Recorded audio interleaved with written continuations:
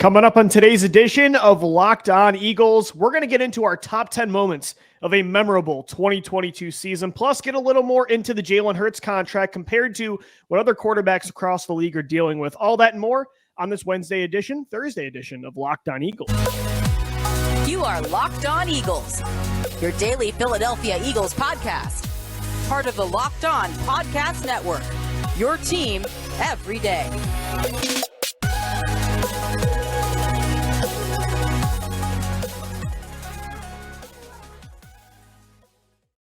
We thank you so much for making Locked On Eagles your first listen each and every day. Welcoming Eagles fans to a Thursday edition of the show. I'm Louie DiBiase, joined as always by my co-host Gino Camilleri. We're your only daily Philadelphia Eagles podcast, even throughout the offseason, part of the Locked On Podcast Network, your team every day. And today's episode is brought to you by FanDuel Sportsbook, the official sportsbook of the NFL. Make every moment more. Visit FanDuel.com/LockedOn today to get started.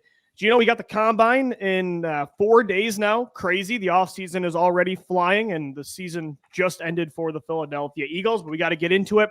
We're doing our offseason simulations. We're preparing for free agency. Yesterday, we talked about our confidence level and potential replacements the Eagles have on both sides of the football. And I think the first shoe that's going to drop, and you did an entire podcast about it on Thursday of last week, is that Jalen Hurts contract. And it kind of sparked my thinking again today because I looked across the league, I see all this back and forth talk about what the Bears are doing with Justin Fields and the Baltimore Ravens maybe not wanting to give Lamar Jackson that fully guaranteed Deshaun Watson-like contract. And I think it's crazy that the Eagles clearly are all in on Jalen Hurts and giving him full support. And for teams like the Baltimore Ravens and the Chicago Bears, the Bears are different, right? Because it's not a contract dispute, but these teams mulling if they should commit fully to this kind of player when they see what Hurts did this year with full support, when they see what the NFL is becoming at this position. I don't know. To me, if I'm Baltimore, I'm giving Lamar Jackson a blank check. If I'm the Bears, I don't know. I feel like the Eagles had more reason to doubt Hurts after 2021 than the Bears have right now to doubt Fields. So I think it's great to see the Eagles have their guys back. And these other teams, I don't know, man, they're going to regret it if they don't handle this the way Philadelphia has with Jalen. The Baltimore situation with Lamar is the most shocking one because Baltimore doesn't make any sense to me, man. I don't know. No, they've always been an organization that if you're a good player, they'll pay you. Like, look at Right. Roquan Smith. They go out, trade for him, make him the highest paid linebacker of all time, and nobody bats an eye. And Jalen Hurts, I think the Eagles are in a really cool position, Lou, where they got him in the second round, and it might be the ultimate benefit that he doesn't have that fifth-year option because you could get him in this window. Heck, you could sign him before Lamar, who you figured would have had a contract extension at this point. You're going to get in before that entire next class that is going to come. Right, Burrow, Herbert, Yep, all the guys that got drafted in the first round of that year that Jalen was there. And then Trevor Lawrence, his contract is probably going to be, I would say, the first one north of $60 million. And we even haven't got to the first quarterback north of 50. Pat Mahomes is right at 50. Jalen might be that guy to surpass that. And if you would have told me that Lamar would get that money 4 years ago, I would have said, yeah, that makes a ton of sense. But for the Eagles to be in this situation, Lou, I think it's a great thing for them because, one, they know they have their guy. And two, they're setting themselves up to say, hey, this is how we want to operate moving forward. If you are our guy, we're willing to invest in you. We're willing to take 25% of our salary cap and pay it to you. Yeah. But you have to be that guy that we are winning 75+% games because of, and you elevate the talent around you. So that conversation we were having 4 years ago with Carson, it's a little different now with Jalen to where you're like, yeah, just pay him as much as he wants. And the blank check really isn't that much at the end of the day. And I get it. I do get it. Like, it's a ton of money to invest in one player, and there's only one guy ever, and it's Deshaun Watson that set this precedent. So I get that hesitation as well to give out a fully guaranteed contract to Lamar Jackson. But comparatively speaking, when you look at other leagues, I love that Greg Rosenthal of NFL Network brought this up. Like, yeah, nobody else in the NFL outside of Watson has done this, but Lamar Jackson simply wants Bradley Beal money. When you look at these fully guaranteed contracts that go out to NBA players, not even close to the level of a star quarterback that's in his prime, like a Lamar Jackson. And that's the thing with Jalen Hurts. Obviously, that's a lot of money, as you mentioned, like 25% to allocate your percentage of the salary cap to one player. But, Gino, that is how you sustain success in the NFL, because even if you have a quarterback on a rookie deal like the Eagles have right now, even if Jalen Hurts had that fifth-year option, all these free agents they have right now, it's going to be really hard to keep them no matter what. This is how you sustain success. And when you have a young quarterback that's elite, why you mess around over, I know it's fully guaranteed, but if the Ravens are willing to pay Lamar Jackson over $130 million fully guaranteed, then to me, he's the guy. Then to me, give him whatever he wants. I don't know. I know Baltimore is more of an old school team, but if it was the Eagles, I think it would be very different. I think they would handle it a lot better. I think you're in a position between Baltimore and Chicago to where Philly is really exemplifying what you should want with these guys that are these two-way players, right? Because you want the potential of what Lamar Jackson could be, but you're in a wishy-washy kind of situation. With Justin Fields, you're still on that rookie deal, but you're wishy-washy. Why?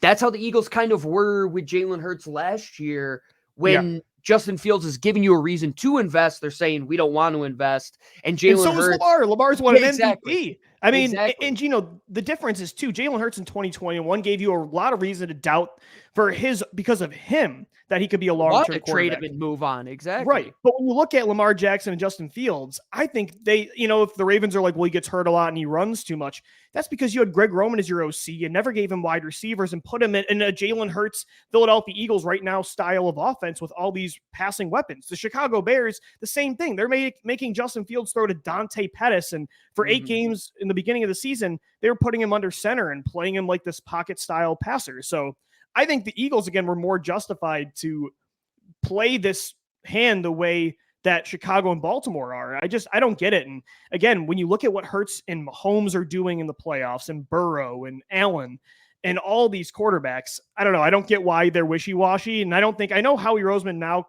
doesn't really, I think he has learned from the past that he doesn't like to be too over hyping in a way, if you know what I mean, during press conferences. But I don't think he's going to hesitate to pay Jalen Hurts this offseason. I think he's going to give him what he deserves. And it'll still probably find a way to be team friendly. Howie has that skill in the cap of kind of making it work for both sides. I broke down the money when I did that episode last Thursday to where if you're paying him $50 million a year, let's say, and let's say you go to 55 just for giggles. All right. Yeah. So the first year it's going to be a boatload of money. It's going to be that 25% that you had expected. Right.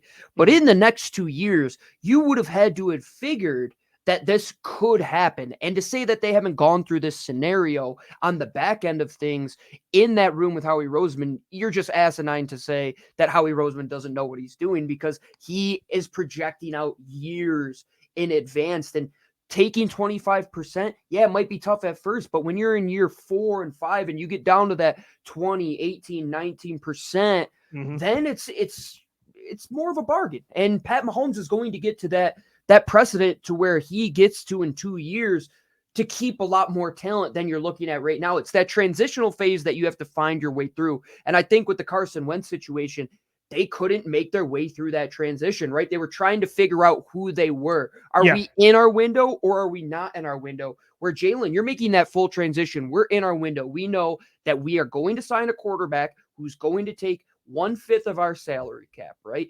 We know we have to draft well and add high quality draft picks. Well, look at the next 2 drafts, Lou. They've added a first this year, a second next year. That's hopefully 6 guys you can get on rookie contracts for the next 4 years, 5 years to go in as starters to where you are replacing these guys, the Bradley Beals, you had the James Bradberries of the world and potentially the Javon Hargraves.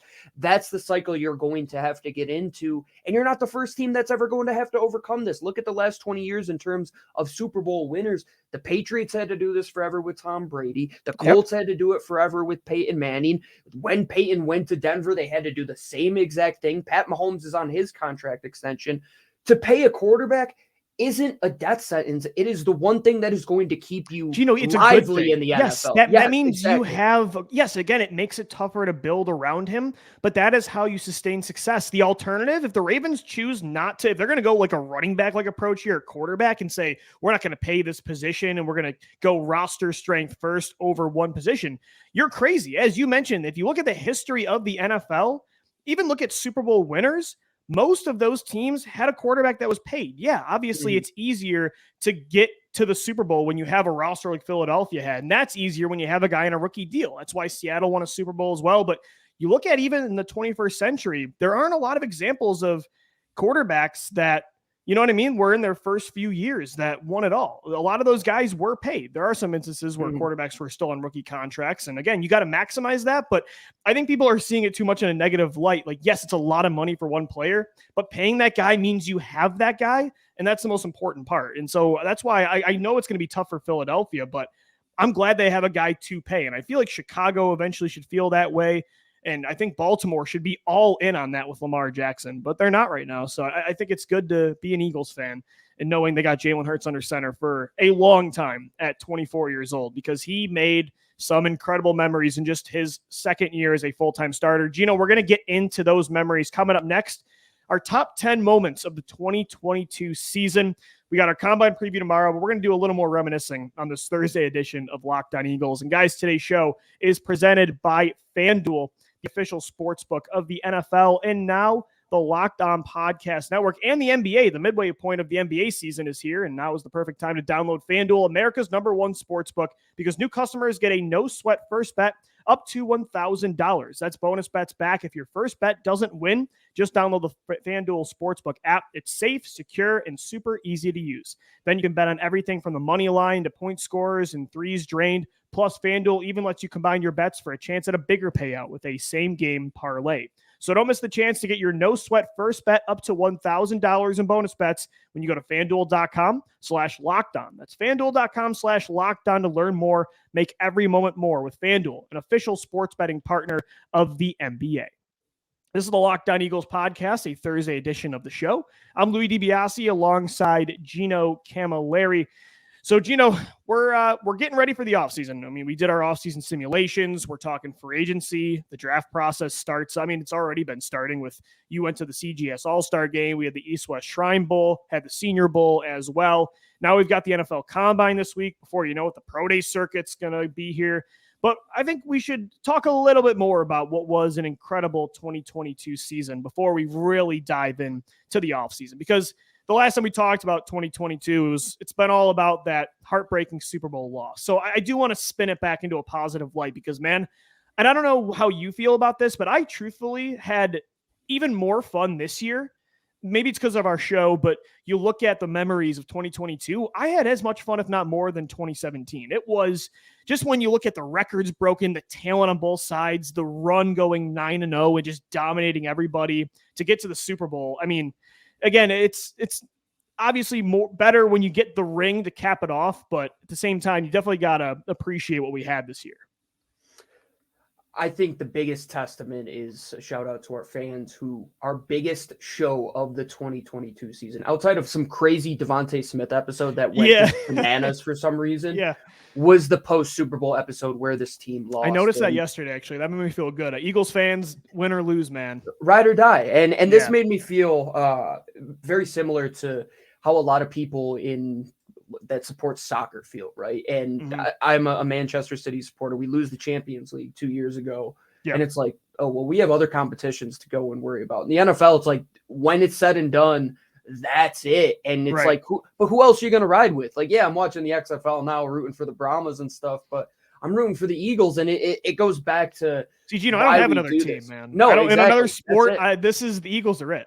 So, oh yeah, I at least have a couple teams that I can play around. All my eggs are in this basket. I'm not going anywhere. And I think it goes back to the first moment that I think was really cool of this year was the draft night. It's crazy that we're going to be 2 months away right now from the draft, but getting AJ Brown and really setting the tone for what was something special to what would be this run the last 6 months or so it's almost a year now, which is crazy to say that they started this investment back in Hassan Reddick days and making Carson Wentz no longer a problem for you and getting his roster off the books. And it really turned around for me. That gray cloud kind of went away come the end of April.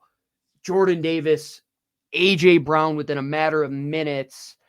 Celebrate that moment with you and all the fans. That was like really the first one that set off that cool. I think it's the best one still. I mean, winning the NFC Championship and myself being in Philadelphia for that game was incredible, but Gino, that's one of my favorite moments in sports is when your team makes a out of nowhere blockbuster trade that you didn't see coming, and or like a big free agent signing. So obviously starting with Hassan Reddick was huge, and we saw that this year. But I look back to when I was a kid when they signed Nnamdi Asomugha, and you didn't expect that at all because they just traded for Dominic Rodgers-Cromartie, and boom, suddenly they got Nnamdi. I'm watching Eagles live, and Dave Spadaro starts freaking out. Or even when they traded up to number 2 in 2016, I didn't think they were going to do that. And then this year, the A.J. Brown move. We knew they needed another receiver, and we were talking about a lot of guys. Deebo Samuel at that point was on the trade market. We were talking Allen Robinson, Robert Woods, just Calvin Ridley at one point was about to come to Philadelphia. We're talking about the draft prospects, Garrett Wilson, Christian Watson, but I don't think me or you ever on the show brought up A.J. Brown. And for that to happen live on our draft show that was when you knew, oh, they are going for it. Like they're all in. And then we started to look at this offense like they could be historic. And the fact that they actually were as good as they looked on paper was insane. Yeah, fast forward from that moment to about 5 months later, the first game against Detroit. Everybody knows the play. It's the first one that's been circulating on all of it's a great moment the great plays from this season. A.J. Brown, little go ball on the right side, over his head, gets the ball in his hands, and he's just trucking, and just the defender's hanging on to him, and you're like, yeah, that felt like T.O. That was the T.O. moment. It's where we haven't seen this. This is even like we kind of saw with Alshon, but not like this. No, it was like that first touchdown to T.O. back in the day where you're like, okay, this is going to be something. And A.J. Brown, the way he's talking, man, he's here. Like, this is his squad. And the great quote that he said the other day that, man, if you ain't paying Jalen Hurts, ship me where you're Take me wherever he's going. Yep. Yeah, exactly. Gino, what a way to start to the season. That game, Devontae Smith didn't even have a catch. Quez Watkins wasn't involved. It was just A.J. Brown. Mm-hmm. He had like 10 targets or 10 receptions for over 100 yards. Before half. Yeah, he went absolutely insane. So the A.J. Brown presence this year, I think, made it feel even more legitimate. Me and you believed in Devontae Smith, and he was incredible this year. And even I believed a lot in Quez Watkins, but getting Brown really, that was the start of, wow, like this is a talented special team. And I got to say, another moment of 2022 that was top tier has also to do with A.J. Brown. I mean, this guy literally got the GM fired that traded him in that draft night. I mean, he destroys the Tennessee Titans, and a day or two later, John Robinson gets fired. I mean, that was the coolest. I don't think I've ever seen a literal revenge game like that where Brown gets traded away and then he costs that guy his job. I mean, that was pretty badass. I think you could look at Devontae Smith and say both of these guys had gotten respective general managers fired because Dave Gettleman took the long way about it to get payback on us with the Kadarius Toney ending up. By the way, the Giants had to watch in the Super Bowl Toney score touchdowns and make big returns in the Super Bowl, and Devontae Smith go for over 100 yards. I was thinking about that the other day.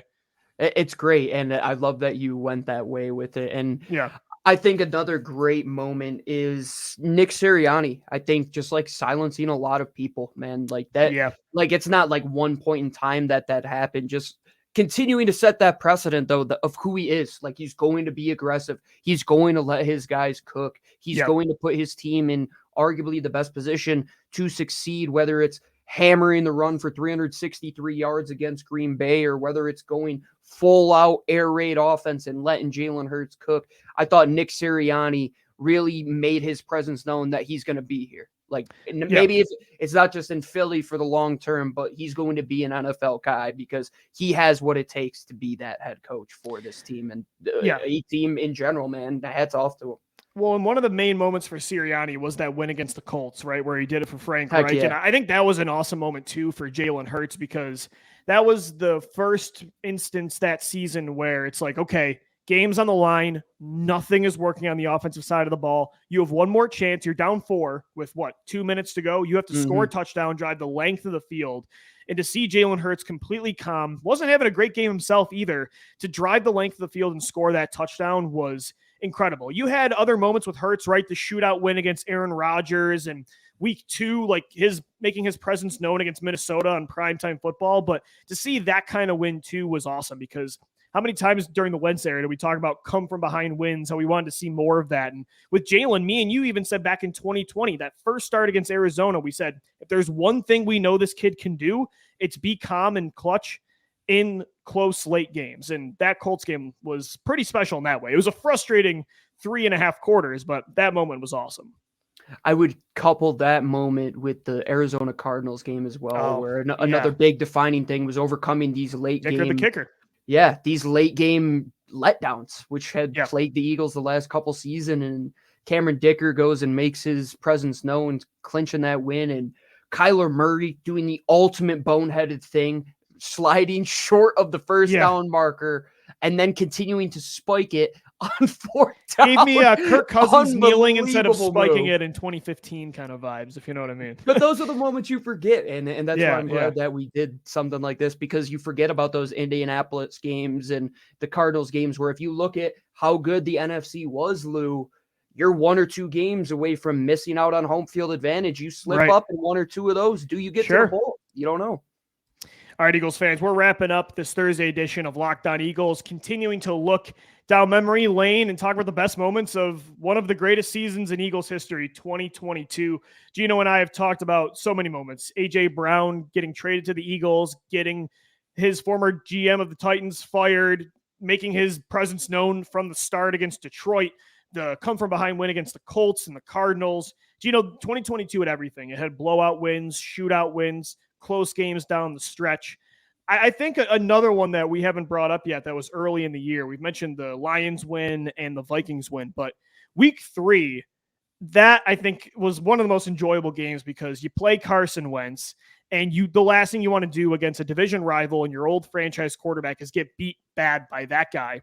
And it was the complete opposite. I mean, that was an exorcism of demons where Carson Wentz gets sacked 9 times and Jalen Hurts just... like that Minnesota game was awesome, but we're like, okay, there's one. Let's see. Can he do it again? Can he start to string along these performances? For him to do that in front of Carson had to be demoralizing for Wentz and very, very good feeling for Eagles fans. I mean, that game between Hurts and Devontae Smith, the Batman game is what I call it, because that's when we first saw them bring out the cape. And I think we've done a bad job of talking about the defense, those moments that sparked them, right? I think week 2 against Minnesota was one of those ultimate moments where it's talk about revenge. Darius Slay locking down Justin Jefferson all game. I've never supported a team that has just had that, but like I don't love the NBA, right? And the NBA always has that guy, the LeBron, the Kobe. I felt like that Darius Slay was just in that Kobe mode, that anything that came his way against a guy that the Eagles should have drafted too. So that's what felt good too. Everything that came his way, he was going to knock down. Same with the defensive line that next week, that 7-day period, or actually it might have been 6 days. I think they played Minnesota Monday night. So in that 6-day window, you let it be known that, hey, you're not going to pass on us because we have guys on the back end that are truly magnificent in their craft. And then that Carson Wentz game, you want your quarterback to sit in an okay offensive line's pocket? You're going to get sacked 9 times. You go out and have this crazy year in terms of turnovers, crazy year in terms of sacks, and it all was sparked right there, Lou. That getting to a fast start really started that in September. When they came out that hot, it laid the groundwork for what they were going to be moving forward. So to think back, we forget about how great that game, like I forget about that game. You took down your former quarterback and dominated all game. I mean, and that was really, anytime somebody tried to get revenge on the Eagles this year, it just did not work. No. Philadelphia got the better end of every one of those stories in those games. And I think another cool moment for Hurts, there was all these measuring sticks, right? You wanted to see him win. Mm-hmm. You didn't want to see him lose to Carson Wentz. You wanted to see him win because he was throwing the football. You wanted to see him win late in games where he's coming from behind. Another thing too was, we want to see him, if a shootout was there, we always would talk about those moments like Mahomes, Allen in the playoffs. Can Hurts hang in that kind of game? We know he did that literally in the Super Bowl, but another game like that was one of the main instances, because you didn't play a lot of star quarterbacks this year, was Eagles-Packers on Sunday night. And although that was an amazing passing performance, Gino, that was a shootout, and Jalen Hurts broke the Eagles single-game rushing record for a quarterback. So, I mean, that was another moment too where you're like, wow, this guy just beat the back-to-back MVP in a shootout on Sunday Night Football. There were a lot of those games for Jalen where you're like, checked another box, and that was one too. I felt great in that game because that's one that we had circled way back when it's like, okay, the minute the what are schedule the came games? out, I think you said like, here is the game. There's not a lot of them at quarterback, but here's the one. Especially because it's later in the season. I mean, it's after that Commanders loss, after a tough game with the Colts where you win by 1 point and you couldn't score points till the fourth quarter. Reeling. Yeah. And then all of a sudden you come out and you score 40 against the Packers in a game where it's 3 for 3 for 3 for 3. Like everybody's just trading threes in this shootout game. All of a sudden you have to go down and outscore Aaron Rodgers, and he does it once again. And the thing that was cool about that, Lou, was that the Packers have had the Eagles' number over the last some odd years. Outside of that great performance from Carson Wentz up in Lambeau, it's been Aaron Rodgers dominating them for the most part. Really, and since it was 2010, man. I mean, they've always had their number. That felt like a changing of the guard moment, in my opinion, where it's like, okay, NFC, this is Jalen's conference now. Like, this kid is going to be the reason teams like Chicago are drafting Justin Fields. Teams like Lamar, teams like Baltimore should pay Lamar because this is the guy that's going to win games, man. How many times in these games you could just go down the list? I mean, Jacksonville, he's playing Trevor Lawrence. Like, he has to go and beat Doug Peterson. They do that in a close game. That game against the Cowboys, the first one, he doesn't let it waver whoever you're playing. The same thing with the Steelers, the Texans. Then the Commanders game, things don't go right. That next month is adversity ridden. And then all of a sudden you're in this big spot where you have to win playoff games, and the kid does that. Like, I don't know what more to say about him and why you wouldn't give him $55 million a year, all of it guaranteed. Yeah. I would pay him all of it guaranteed, not bad nine. Honestly, I had more fun this year with Jalen Hurts as quarterback play than even 2017. I mean, what Carson Wentz and Nick Foles did, you even look at 2010, what Michael Vick did, the run of Foles in 2013, McNabb in the early 2000s. I don't know if any of them, this truly was the greatest year of quarterback play the Eagles have ever seen from Jalen Hurts. And if I could show that to me from last year saying that, incredible. I would have never believed it. But, I think to wrap up the show, I mean, the best moment still was the NFC title win. I mean, to see them, and maybe it's for me because I was at the game, but I don't know. I mean, it never fully set in like, wow, we are going back to the Super Bowl. And we've mentioned it so many times in the show, but everything this team had went through for 2 years, all the similarities of this year to the last incredible life-changing season in 2017, all of the parallels, you're like, I cannot believe this rare, improbable story is happening all over again, to the point where the score was nearly exactly the same as when you beat Minnesota, 38-7. What was it, 33-7 or something? I can't remember the specific score, but I mean, just what an incredible night.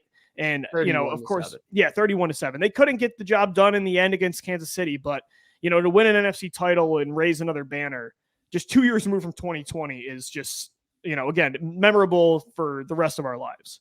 I thought the 38-7 over the Giants was just such a storybook moment. Yes, the first that playoff was so spectacular to me because at home, it just felt good to get over that hump because last year was like, okay, we got to the playoffs. Now we need to go win a game, and that's the next monkey to get off your back. And then now it's we got to go win the NFC. Well, you got that monkey off your back, and now what's the last one that you have to overcome? Well, it's winning that Super Bowl. And Lou, I want to say my favorite play of the year. Jalen Hurts, left side to Devontae Smith.